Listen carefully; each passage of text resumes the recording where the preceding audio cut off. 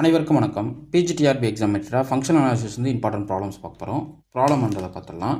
இதெல்லாமே ரொம்ப ரொம்ப இம்பார்ட்டன்ட் ப்ராப்ளம். மேக்ஸிமம் நாங்கள் அப்லோட் பண்ணுற வீடியோஸ் எல்லாமே நீங்கள் வந்து நோட் போட்டு எழுதுங்க. ஏன்னா உங்களுக்கு நிறைய ஏரியாஸ் வந்து கவர் ஆகும், நிறைய கொஷின்ஸ் வந்து உங்களுக்கு ஐடியா கிடைக்கும்.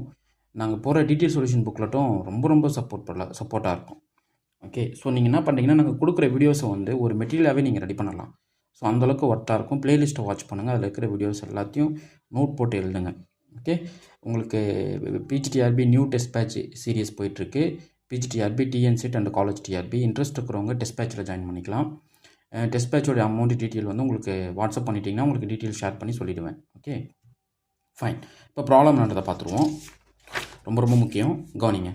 Let x be a non-linear space which is finite dimensional. Okay, a non-linear space X is finite dimensional if and only if every closed unit pair in X என்னவா இருக்கும்னு சொல்லி கேட்குறாங்க. இந்த non-linear space which is finite dimensional இருக்கணும். அப்படி இருந்தால் எந்த ஒரு closed unit பாலும் என்னவா இருக்கும், உங்களுக்கு வந்து பார்த்தீங்கன்னா காம்பாக்டாக இருக்கும். So a non-linear space X is finite dimensional if and only if every closed unit pair is compact. So பார்த்தீங்கன்னா ஆப்ஷன் சி தான் கரெக்டு, நோட் பண்ணிக்கிங்க. ஏன் சார் கனெக்டடாக இருக்காதா? என்னுடைய நாம் பொறுத்து எக்ஸ் மேபி வந்து அவுட்புட் இமேஜ் வந்து நீங்கள் கனெக்டட் கொடுக்கலாம், டிஸ்கனெக்டடாகவும் கொடுக்கலாம், போண்டடாக கொடுக்கலாம், அன்போண்டடாக கொடுக்கலாம். பட் இங்கே பிரச்சனை என்னென்னா, எந்த ஒரு ஃபைனைட் டைமென்ஷனல் ஸ்பேஸ் நீங்கள் கன்சிடர் பண்ணாலும் எவ்ரி க்ளோஸ்ட் யூனிட் ஸ்பியர் வந்து ஆல்வேஸ் காம்பாக்டாக இருக்கும். இது காம்பாக்டாக இருந்தால் என்னுடைய ஸ்பேஸ் வந்து ஃபைனைட் டைமென்ஷனலாக இருக்கும். அதே போல் என்னுடைய ஸ்பேஸ் ஃபைனைட் டைமென்ஷனாக இருந்தால் என்னுடைய க்ளோஸ்ட் யூனிட் ஸ்பியர் வந்து காம்பாக்டாக இருக்கும். இது equivalent statement. Okay fine. Next problem. let pi equal to collection of all sequence xn such that xn belongs to C. அதாவது காம்ப்ளெக்ஸ் சீக்வன்ஸ் டிஃபைன் பண்ணியிருக்காங்க. Each xn belongs to C for every n சொல்லிட்டாங்க. So இந்த sequence எல்லாமே complex sequence. So complex நம்பராக போயிட்டுருக்கும். ஏன் sir real சீக்வன்ஸாக இருக்காது? கண்டிப்பாக இருக்கும். பட் இன்புட் இமேஜ் வந்து உங்களுக்கு நான் இருக்கணும், அந்த சீக்வன்ஸோட எலமெண்ட்ஸ் எல்லாமே காம்ப்ளெக்ஸ் நம்பராக இருக்கணும். So every real number is a complex number தெரியும். ஸோ நத்திங் தான், ரியல் சீக்வன்ஸும் உள்ளே இருக்குது. பட் அவன் ஜென்ரலாக டிஃபைன் பண்ணிட்டான். pi equal to collection of all xn such that xn belongs to C for every n. Okay, define T is a map from pi to pi defined by T of x equal to x1 x2 by 2 x3 by 3 and so on. Then T is bounded linear, T is unbounded, T inverse is bounded, T inverse linear and unbounded.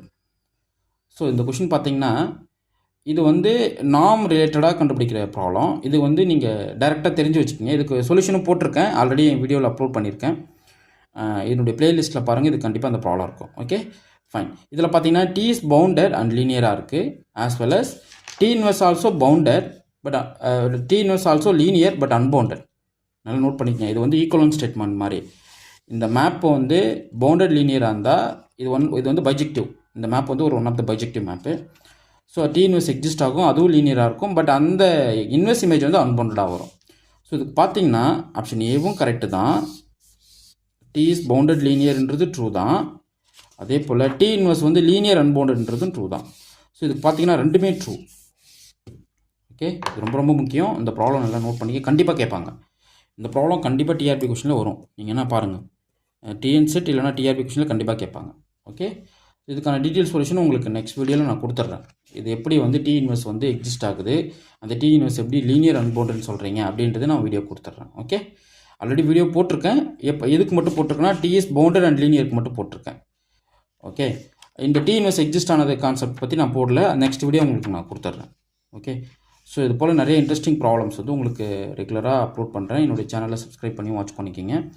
Bell ஐக்கானை press பண்ணிட்டீங்கன்னா நான் கொடுக்குற ஒவ்வொரு வீடியோவும் உங்களுக்கு update வந்துகிட்டே இருக்கும். ஒரு சொல்லுவாங்க, சார் உங்கள் சேனல் பிளேலிஸ்ட் எப்படி சார் செக் பண்ணுறது அப்படின்னு சொல்லி தேடுறீங்க. ஸோ பிளேலிஸ்ட் ஒன்றும் கிடையாது. நீங்கள் என்னோடய சேனல் போங்க, மேக்ஸ் நியூஸ் சிலபஸ்ன்னு அடிச்சிங்க அப்படின்னா அதில் பிளேலிஸ்ட் வீடியோ இருக்கும். பிளேலிஸ்ட்டை வந்து கிளிக் பண்ணிங்கன்னா போதும், அதில் இருக்கிற எல்லா வீடியோஸும் வந்துடும்.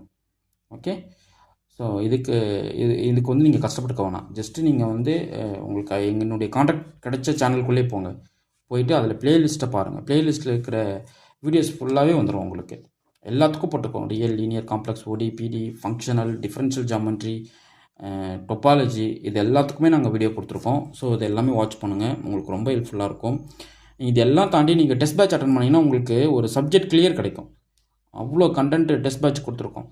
சார் இப்போ எப்படிங்க சார் என் ஸ்டடி மெட்டீரியல் இல்லாமல் எப்படி சார் டெஸ்ட் பேட்ச் அட்டன் பண்ணுறது?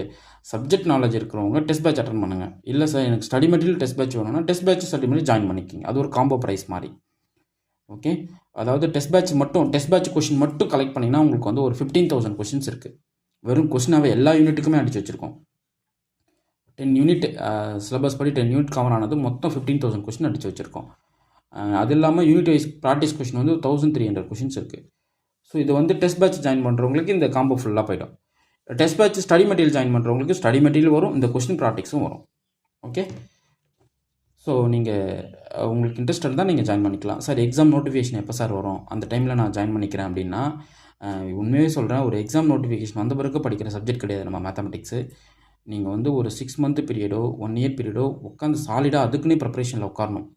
நோட்டிஃபிகேஷன் இருக்கும்போது நம்ம காத்து கிடக்கணும். அந்த டைமில் வந்து நோட்டிஃபிகேஷன் வந்ததா அடுத்து நம்ம வந்து ப்ராக்டிக்ஸ் மட்டும் தான் பண்ணணும். திருப்பி போய்ட்டு புதுசாக எதுவும் படிக்கக்கூடாது. அப்படியே ப்ராக்டிக்ஸோட இப்போ எக்ஸாமில் உட்காந்தோம்னா நம்ம கிளியர் பண்ணிட்டு போயிடலாம். ஓகே, ஜஸ்ட் இதை ஃபாலோ பண்ணிக்கிங்க. இன்ட்ரெஸ்ட் இருக்கிறவங்க டெஸ்ட் பேட்ச் ஸ்டடி மெட்டீரியல் வேணும் என்னோட நம்பருக்கு கான்டாக்ட் பண்ணுங்கள், உங்களுக்கு டீட்டெயில் ஷேர் பண்ணுறேன். தேங்க்யூ.